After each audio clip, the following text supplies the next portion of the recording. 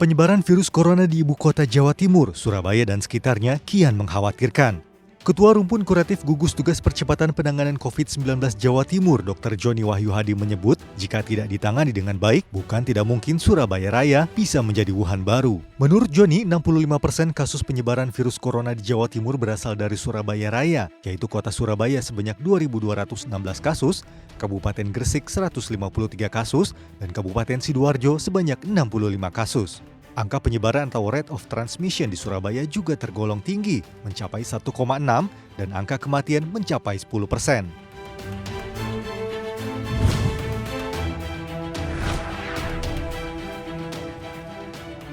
Presiden Joko Widodo menyatakan tidak akan terburu-buru dalam mengambil keputusan terkait pembukaan kembali sektor pariwisata. Dalam rapat terbatas pembahasan normal baru di sektor pariwisata, Jokowi meminta jajarannya untuk kembali menarik wisatawan domestik kembali berwisata, namun dengan pertimbangan yang matang. Salah satunya dengan menerapkan daerah tujuan wisata memiliki rate of transmission atau skala penularan virus corona di bawah 1. Sebelumnya, Menteri Pariwisata Wisnu Tama mengatakan Indonesia terancam kehilangan separuh bahkan lebih devisa dari sektor pariwisata sebesar 20 miliar dolar Amerika Serikat akibat pandemi virus corona.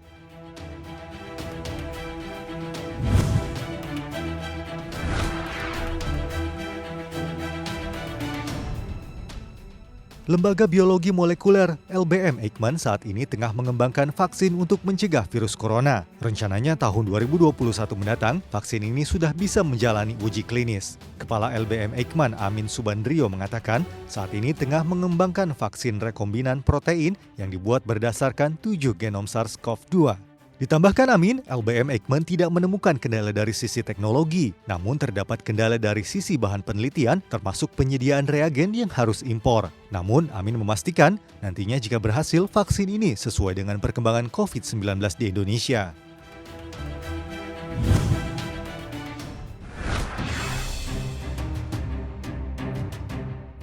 Parlemen Amerika Serikat meloloskan rancangan undang-undang bipartisan Uighur yang memberikan wewenang bagi Presiden Amerika Serikat untuk menjatuhkan sanksi bagi pejabat China yang terlibat aksi kekerasan umat Muslim Uighur di Xinjiang, China. Saat ini, bola panas berada di tangan Presiden Amerika Serikat Donald Trump. Apakah akan meloloskan RUU ini atau mengambil hak veto dan mengabaikannya? Langkah ini diprediksi akan menambah meningkatnya tensi politik antara Beijing dan Washington yang sudah memanas akibat perang dagang, pandemi virus corona, dan aksi demokrasi di Hong Kong.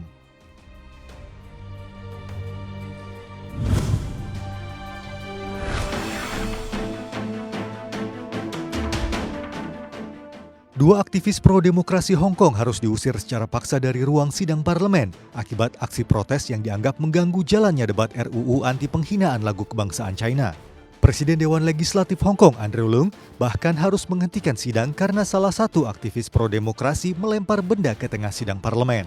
Kondisi politik di Hong Kong kembali memanas saat parlemen Hong Kong melakukan pembahasan undang-undang anti penghinaan lagu kebangsaan China yang ditolak keras oleh aktivis pro-demokrasi karena dianggap membatasi kebebasan berekspresi di negeri eks jajahan Inggris ini.